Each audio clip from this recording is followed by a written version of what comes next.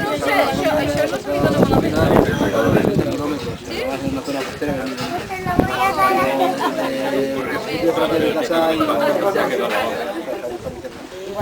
Pero ¿cómo importaría mañana?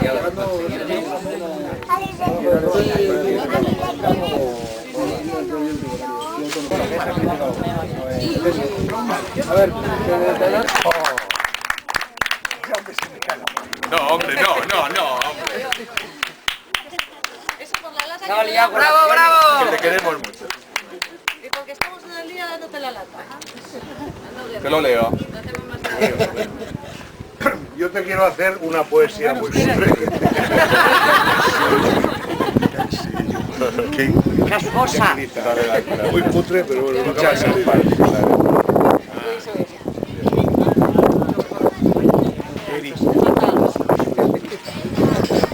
Es un poco... Sois unos grandes anfitriones, todos valéis muchos millones. Bien.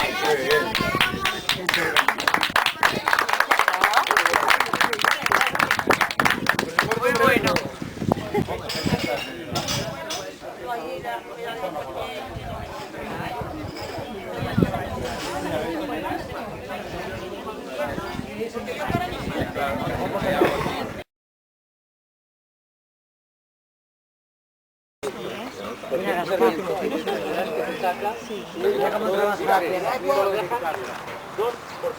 Dos profundidades. Si tienen más de cepa, más de 8 uvas, el agua viene con el sondeo que hay aquí. Y si una uva está encima de la otra, le sacan. Sí, para cobrarte las botellas de vino a 10.000 pesos. Pero bueno, que quitarlo sí o no.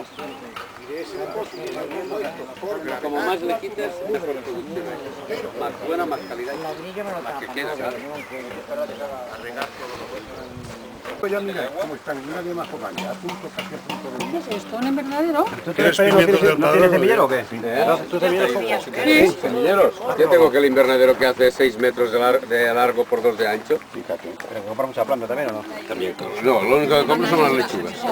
Como planto tantas es la única que me gusta, que no me gusta hacer. No me gusta, no. Pues se hace muy rápido. Mira, yo los cogollos los pongo aquí. En 4 días nacen. Y cuando están así, los paso a las bandejas. Y las dejo ahí. Muy bien. Y en 8 días ya están listas Muy para bien. el terreno. Pero ahora tú hazme 250 plantas cada 20 días.